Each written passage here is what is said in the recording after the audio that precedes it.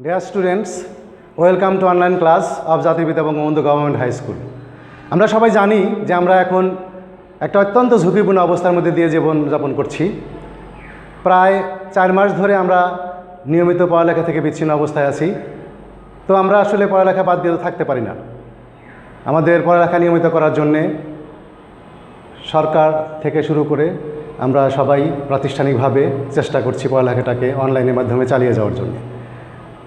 তো এরই ধারাবাহিকতায় আজ আমি একটা গুরুত্বপূর্ণ বিষয় নিয়ে আলোচনা করব। গ্রামারের একটা important item, transformation of sentences. Transformation of সেন্টেন্সের মধ্যে কয়েকটা আইটেম আছে, তার মধ্যে কমপ্লেক্স, কম্পাউন্ড অ্যান্ড সিম্পল, এই তিনটা বিষয় নিয়ে আজকে আমি আলোচনা করব এবং খুব সহজে কিভাবে আমরা এই তিনটা আইটেম পরিবর্তন করতে পারি, তিনটা সেন্টেন্সকে ভাইস ভার্সা রূপে পরিবর্তন করতে পারি, সেই বিষয়টা আমরা শিখব। তো এটা করতে গেলে আমাদের প্রথমে যে জিনিসটা প্রয়োজন সেটা হলো তিনটা সেন্টেন্সের বৈশিষ্ট্য সম্পর্কে আমাদের জানা দরকার। তারপরে এই তিনটা সেন্টেন্সকে পরিবর্তন করার কিছু নিয়মকানুন আছে, সেইগুলো আমরা শিখব। তো তিনটা সেন্টেন্সের বৈশিষ্ট্যের মধ্যে মূল যেটা সেটা হলো কমপ্লেক্স সেন্টেন্স। কমপ্লেক্স সেন্টেন্সের বৈশিষ্ট্য হচ্ছে দুইটা ক্লোজ থাকবে, একটা সাবঅর্ডিনেট ক্লোজ আর একটা principal clause. Subordinate clause always any kind of conjunction দ্বারা যুক্ত থাকবে, যে কনজাংশনগুলো আমাদের অত্যন্ত পরিচিত, যেমন হোয়েন, সিন্স, অ্যাজ, দো, ইফ এবং আরও অনেকগুলো কনজাংশন আছে। এটা হলো মূল বৈশিষ্ট্য।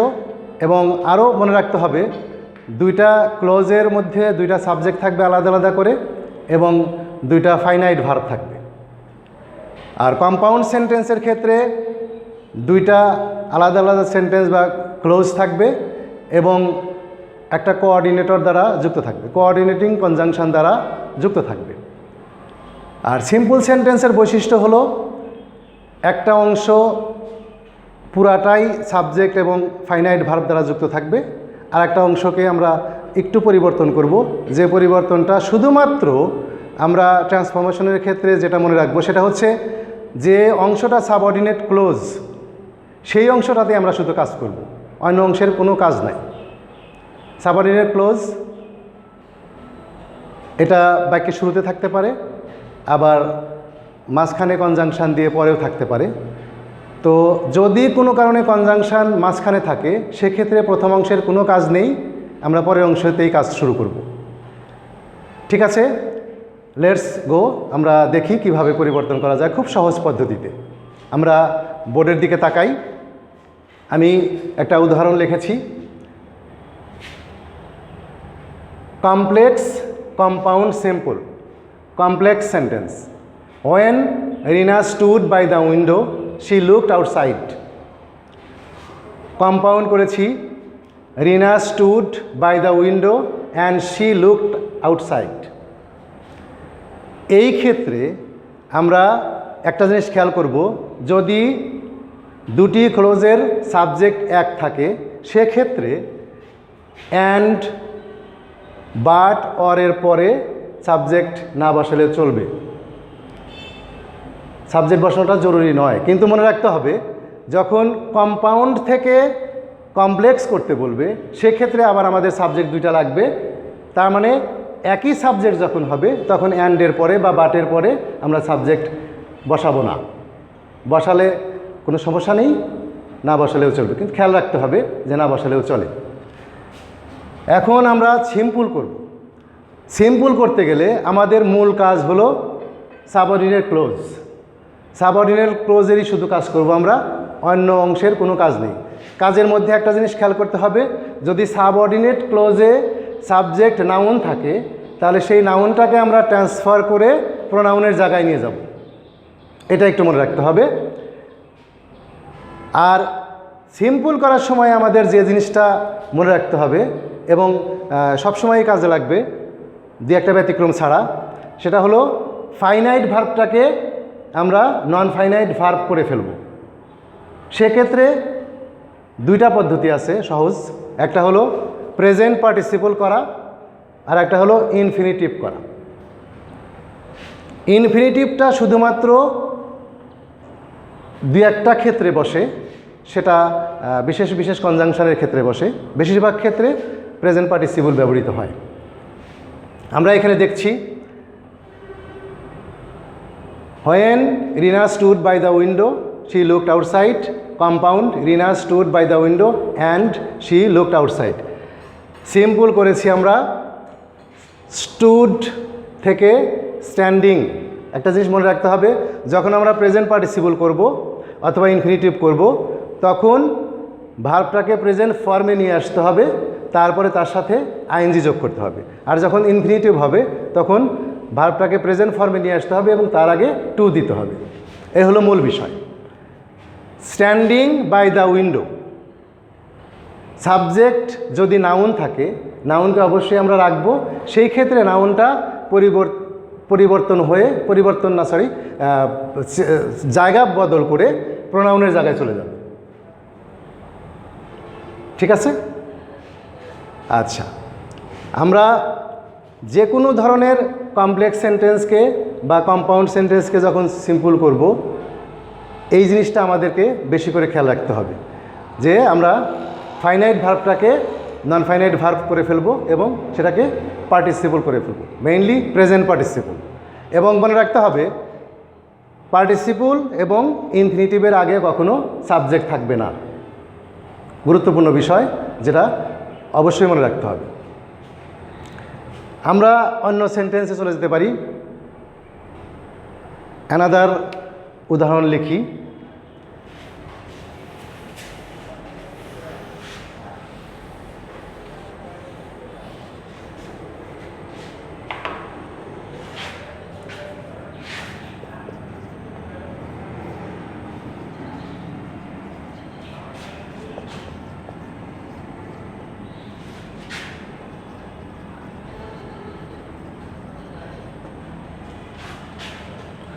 Complex as I heard the news I went home.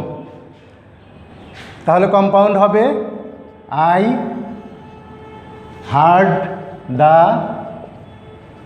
News and went home. অ্যান্ডের পরে আমরা সাবজেক্ট ব্যবহার করিনি। যখন সিম্পল হবে তখন ফাইনাইট ভার্বটাকে প্রেজেন্ট ফর্মে নিয়ে আসতে হবে, তার সাথে আইএনজি যোগ করতে হবে। Hearing the news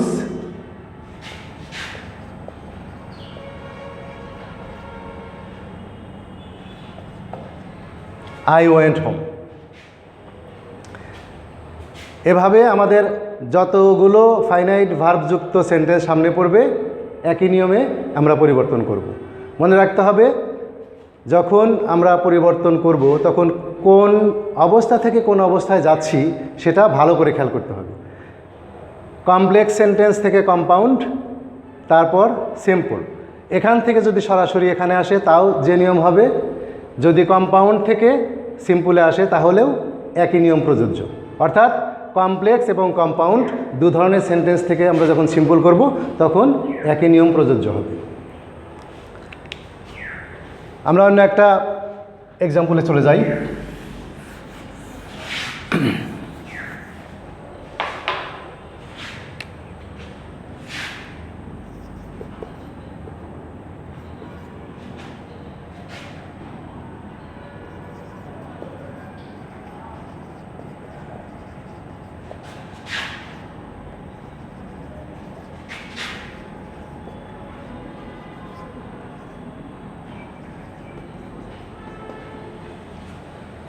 since Jim was poor he could not buy a gift.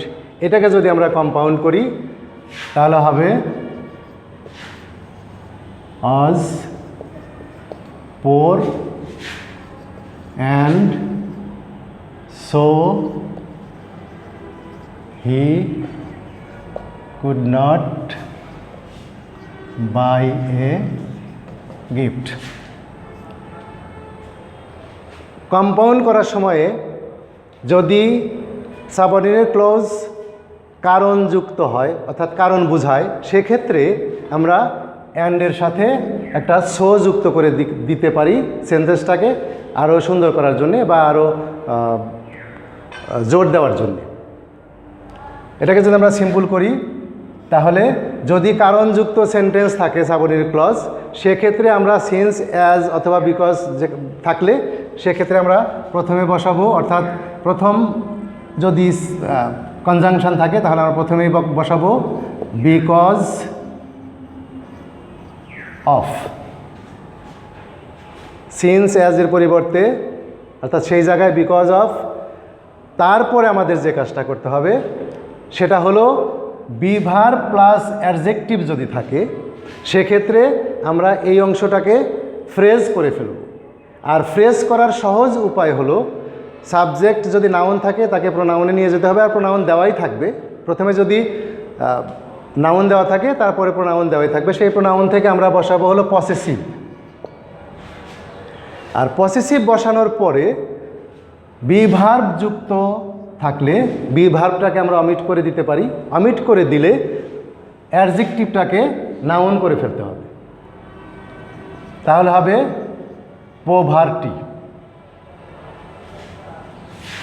তারপরে হিয়ার জায়গায় চলে আসবে জিম,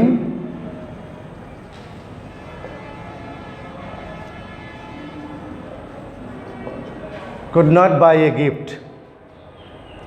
এখন প্রশ্ন হলো যে আমরা বিকজ অফ এর পরে পোভার্টি করলাম কেন? এটা আসলে গুরুত্বপূর্ণ কোনো বিষয় না। যদি কারো অ্যাডজেক্টিভের নাউন ফর্ম জানা না থাকে সেক্ষেত্রে আমরা প্রেজেন্ট পার্টিসিপলের নিয়মে করে ফেলতে পারবো। তখন হবে বিং পোর, বিষয়টাই একই, এক্ষেত্রে কোনো সমস্যা নাই। আমরা ইচ্ছা করলে এভাবে করতে পারি।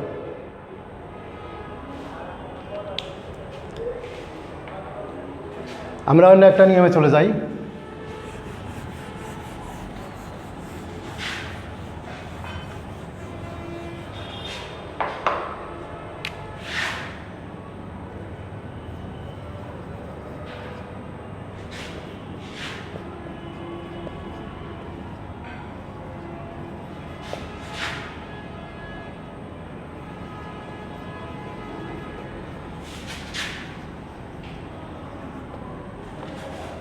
Though the boy was ill, he went to school.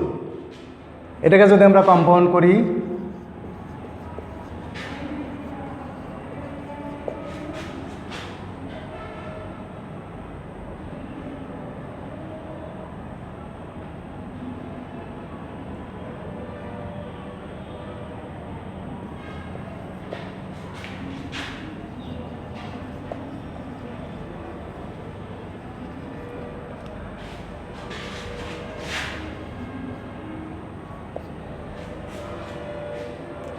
The boy was ill but went to school.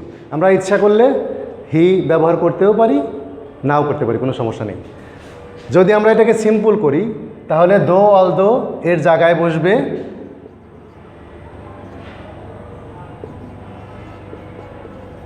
In spite of. In spite of এর পরে বিকজ অফ এর যে নিয়মটা আমরা করেছি সেম নিয়ম, হিজ illness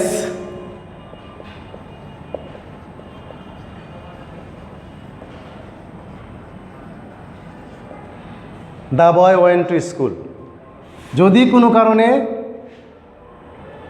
অ্যাডজেক্টিভের নাউন ফর্ম জানা না থাকে সেক্ষেত্রে আমরা ওই একই নিয়মে করতে পারবো।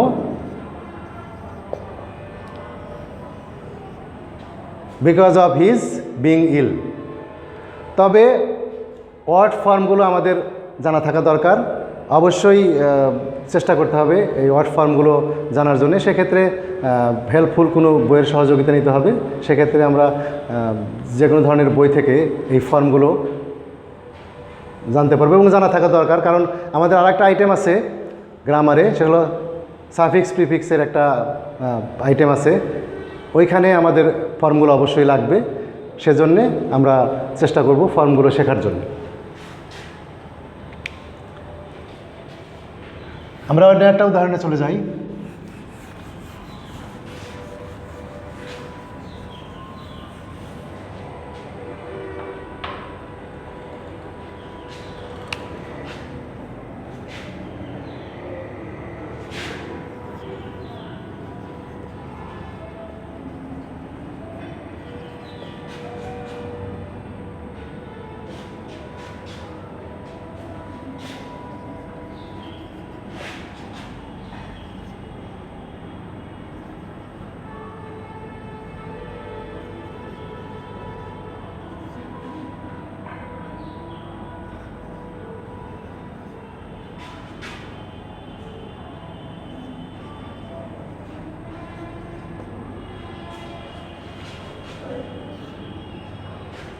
I went to market so that I could buy some fruits. এটাকে যদি আমরা কম্পাউন্ড করি, একটু চেঞ্জ করতে হবে। যখন আমরা কম্পাউন্ড করব, এক্ষেত্রে মনে রাখতে হবে যদি কনজাংশন মাঝখানে থাকে তাহলে কনজাংশনের পরের অংশটাকে আমরা কাজ করব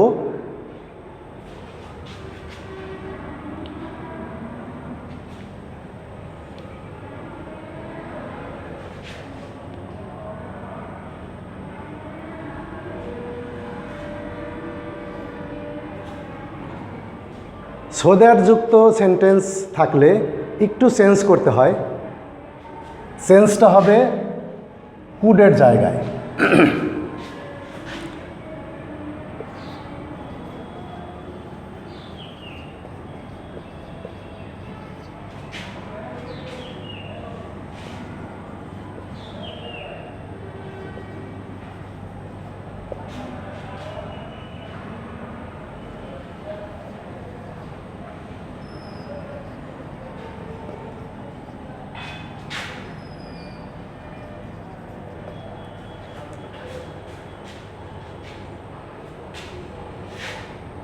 সো দ্যাট এর পরের অংশ দ্বারা একটা উদ্দেশ্য বোঝানো হয়েছে, আর এই উদ্দেশ্যটাকে আমরা যখন কম্পাউন্ড করব তখন কনজাংশনের পরের অংশ যখন আমরা প্রথমে নিয়ে আসব তখন উদ্দেশ্য বোঝানোর জন্যে কুডের পরিবর্তে আমরা ওয়ান্টেড টু ব্যবহার করব। যদি প্রেজেন্ট ফর্ম থাকে, ক্যান থাকে, তাহলে অন টু বা ওয়ান্টস টু সাবজেক্ট অনুযায়ী বসবে, তারপরে মূল ভার্ব বসবে, তারপরে বাকি অংশ, এবং কম্পাউন্ডের নিয়ম অনুযায়ী অ্যান্ড সো আমরা ব্যবহার করব। শুধু অ্যান্ড দিয়েও চালানো যাবে। এটাকে যদি আমরা সিম্পল করি,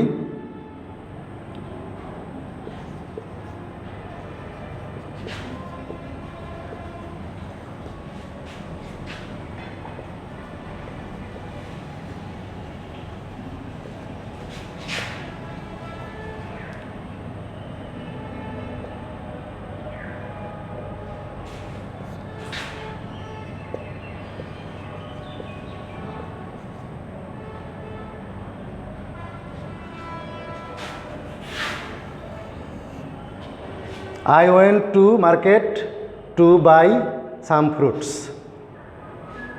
অথবা টু এর পরিবর্তে আমরা ইন অর্ডার টু ব্যবহার করতে পারি। এটা হলো ইনফিনিটিভ। V1 এর আগে আমরা টু ব্যবহার করেছি, এটা একটা নিয়ম। আমরা নেক্সট নিয়মে চলে যাই।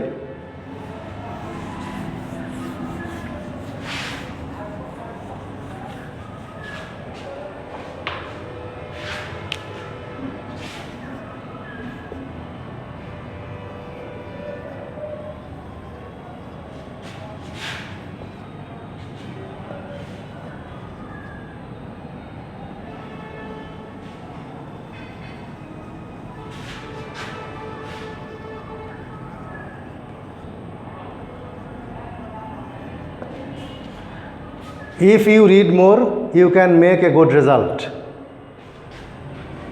ইফ যদি যুক্ত থাকে, কন্ডিশনাল সেন্টেন্স যদি হয়, সেক্ষেত্রে কম্পাউন্ড করার সময়ে মূল ভার্ব থেকে বাক্য শুরু হবে।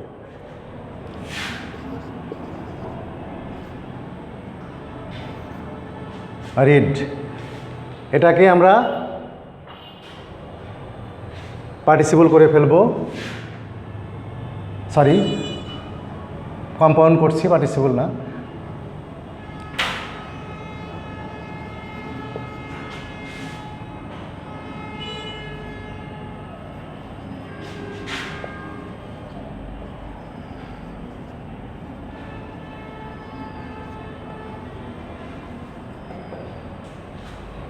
Read more and you can make a good result. এটাকে যদি আমরা সিম্পল করি, ইফ যুক্ত অংশ যদি হা বোধক হয় তাহলে সিম্পল করার সময়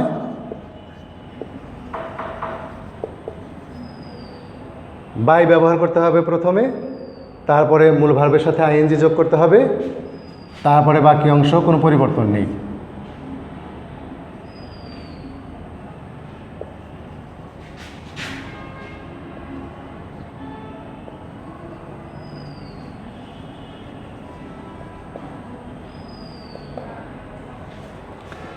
By reading more, you can make a good result.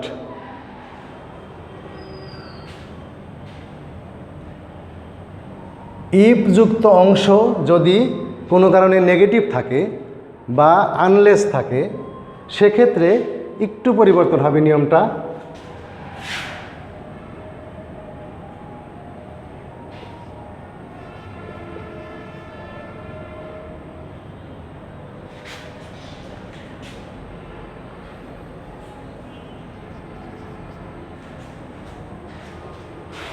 Unless অথবা if you do not. Negative থাকলে আমরা যখন কম্পাউন্ড করব তখন কোঅর্ডিনেটর চেঞ্জ হয়ে যাবে, অ্যান্ডের পরিবর্তে বসবে অর। আর যখন আমরা সিম্পল করব তখন বসবে উইদাউট।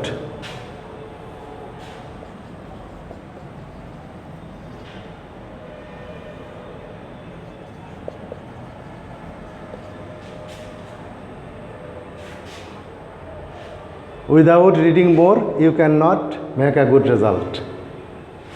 আনলেস অথবা যদি ইফ ইউ ডু নট থাকে সেক্ষেত্রে কম্পাউন্ড বা সিম্পল করার সময় এই নিয়মটা প্রযোজ্য হবে।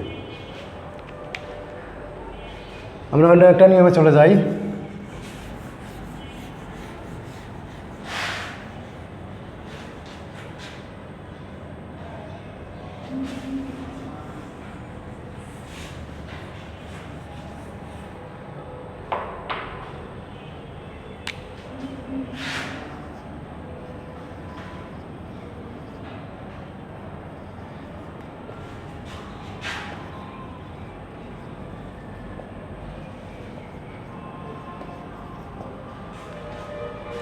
I am sure that you will succeed.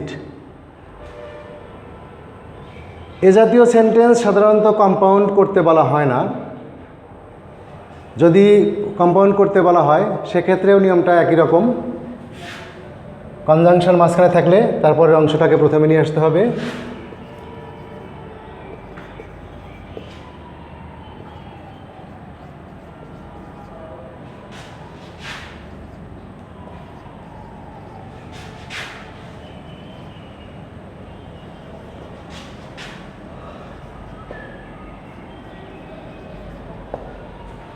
একটু পরিবর্তন আছে এই ক্ষেত্রে। আমরা যখন পরের অংশটা প্রথমে নিয়ে আসব, কম্পাউন্ড করার সময় অ্যান্ড যুক্ত করার পরে যে বিষয়টার উপরে আমরা নিশ্চিত, যে বিষয়টা সম্পর্কে আমরা নিশ্চিত, সেই বিষয়টাকে বোঝানোর জন্যে আমরা শিওরের পরে অফ দিয়ে সেই বিষয়ের পরিবর্তে আমরা একটা প্রোনাউন ইউজ করব। বস্তুবাচকের ক্ষেত্রে ইট বা দ্যাট ব্যবহার করব। এটাকে যদি আমরা সিম্পল করি তাহলে সিম্পল করার সময় কনজাংশন যদি মাঝখানে থাকে তাহলে আমরা আগের মতোই, প্রথম অংশের কোনো কাজ নেই।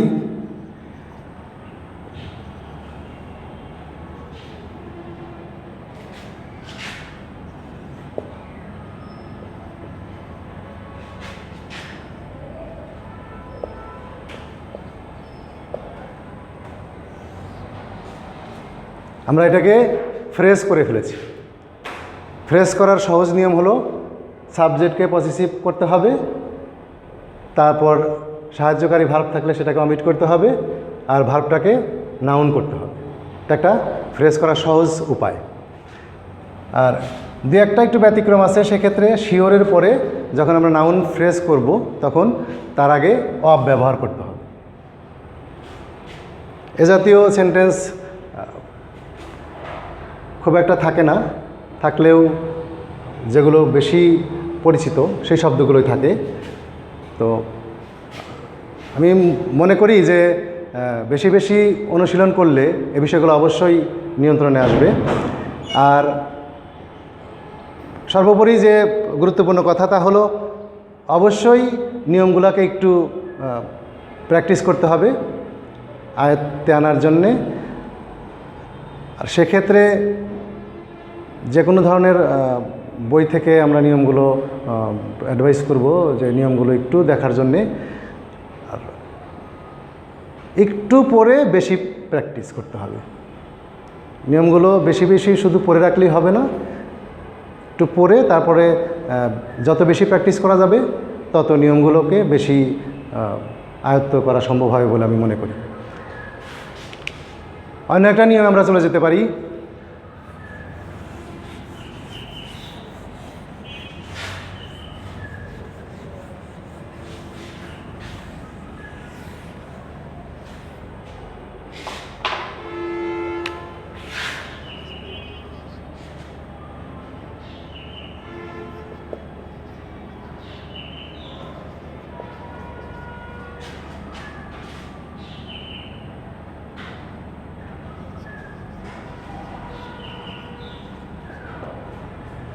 When it was winter, I was there. Compound করতে গেলে কোনো জটিলতা নেই।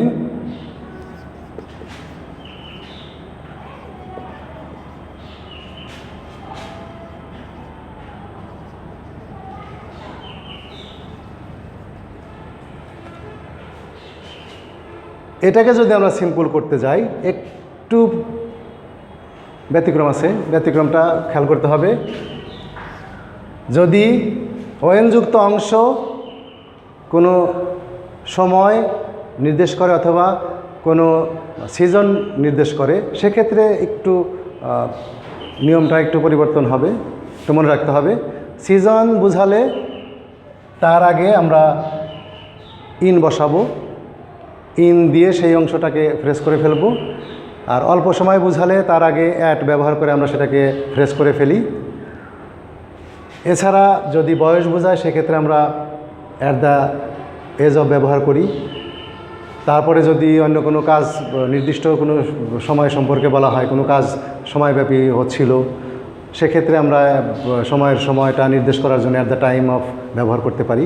সেটা সময় বা উইন্টার বা অল্প সময়, এটা সেন্টেন্স দেখলেই বোঝা যাবে, কঠিন কোনো বিষয় নয়।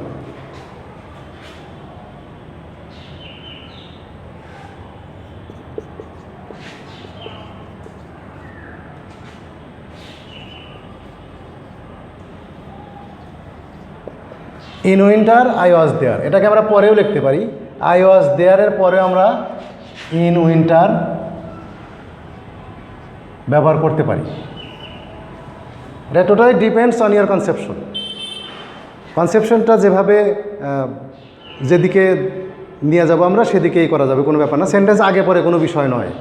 আমরা সেন্টেন্সটাকে আগেও লিখতে পারি, পরেও লিখতে পারি। অনেক সময় মনে হতে পারে যে সেন্টেন্স আমি যেভাবে পড়লাম বা স্যার যেভাবে বললো এক্সারসাইজে তো ওই রকম নাই, একটু আগে পরে আছে, সেটা কোনো বিষয় নয়। সেন্টেন্স কনজাংশনযুক্ত অংশ পরেও থাকতে পারে, আগেও থাকতে পারে, বা যখন সিম্পল করা হবে, সিম্পল অংশটা যদি সিম্পল থেকে কমপ্লেক্স করতে বলে বা কম্পাউন্ড করতে বলে, সেক্ষেত্রে সিম্পল যে অংশটা অর্থাৎ পার্টিসিপল বা ফ্রেজযুক্ত অংশটা প্রথমেও থাকতে পারে, পরেও থাকতে পারে। ওই অংশটাতে গিয়ে আমরা শুধু কাজ করব। আমাদের মনে রাখতে হবে যে যখন আমরা কমপ্লেক্স থেকে সিম্পল করব, তখন শুধুমাত্র কাজটা হবে আমার সাবঅর্ডিনেট ক্লজ যেখানে আছে সেখানেই শুধু আমাদের কাজ করতে হবে, অন্য কোনো অংশের কোনো কাজ নেই। সিম্পল করার ক্ষেত্রে অবশ্যই এই জিনিসটাকে মাথায় রাখতে হবে। সেটা প্রথমে থাকলে প্রথমে কাজ হবে, যদি পরে থাকে কনজাংশনযুক্ত অর্থাৎ সাবঅর্ডিনেট ক্লোজ, তাহলে সেক্ষেত্রে আমরা পরেই কাজ করব। এগুলো গুরুত্বপূর্ণ বিষয়। এছাড়া আর তেমন কঠিন কোনো নিয়ম নেই।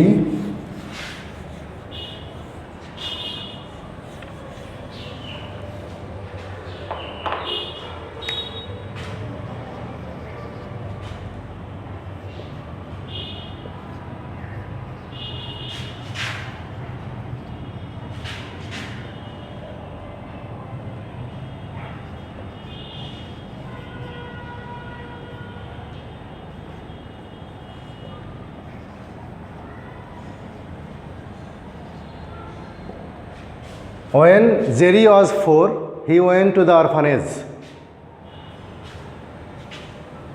কম্পাউন্ড করা কোনো কঠিন বিষয় না, খুব সহজ।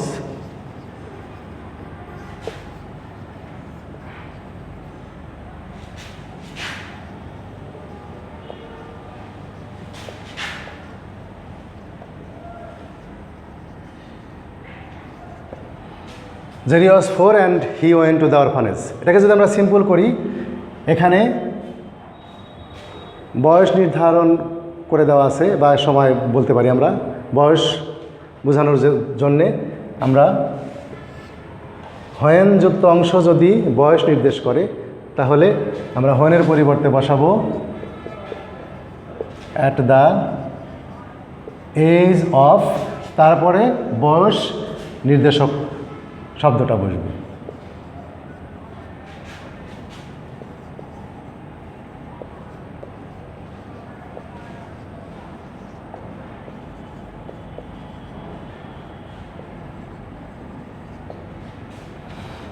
At the age of 4, Jerry went to the orphanage. মনে রাখতে হবে, আমরা যে অংশে কাজ করব সেই অংশে সাবজেক্ট থাকবে না, সাবজেক্টটাকে জায়গা বদল করে নিয়ে প্রোনাউনের জায়গায় আমরা ব্যবহার করব। এটা একটা নিয়ম।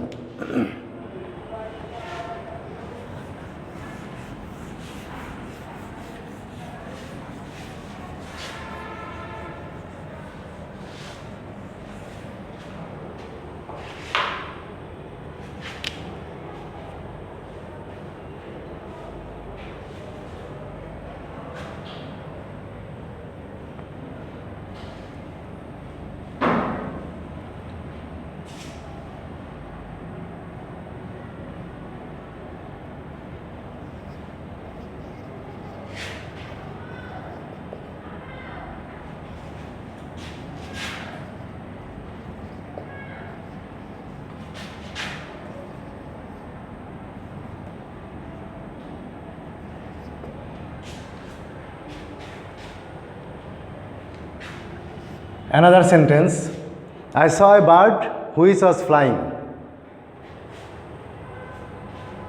রিলেটিভ প্রোনাউন যুক্ত কমপ্লেক্স সেন্টেন্স যদি থাকে, সেক্ষেত্রে নিয়ম আগের মতোই, প্রথম অংশের কোনো কাজ নেই কম্পাউন্ড করার সময়ে।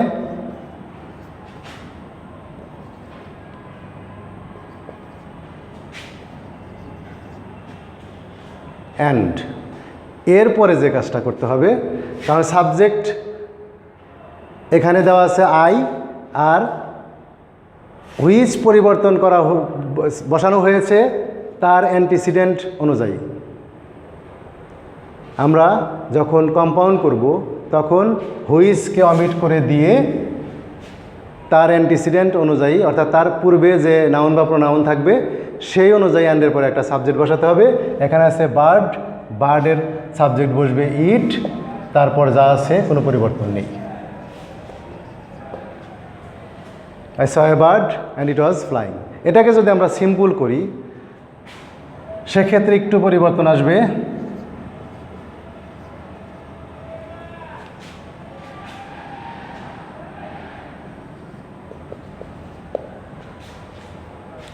যে পরিবর্তনটা খেয়াল করতে হবে,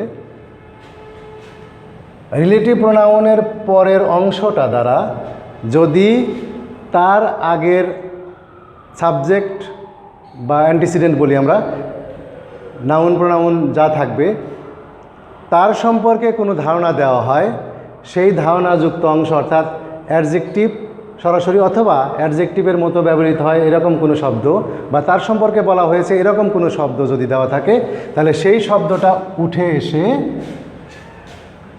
সেই নাউনের আগে বসবে। I saw a flying bird. This is another rule.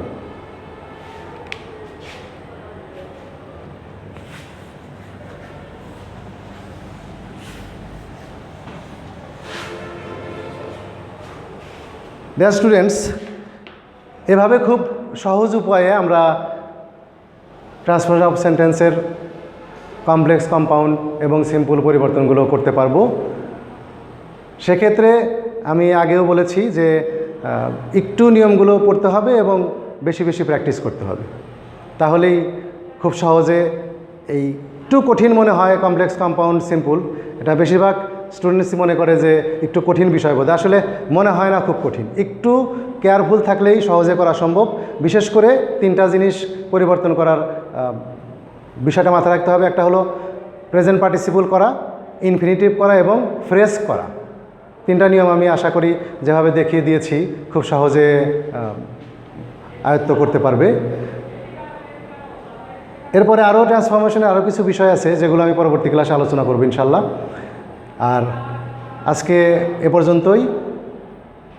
ভালো থাকো সবাই, আমরা যেন ভালো থাকতে পারি আল্লাহর কাছে এই কামনা করি। আল্লাহ অবশ্যই আমাদেরকে হেফাজত করবেন। ধন্যবাদ সবাইকে যোগদান করার জন্য ক্লাসে।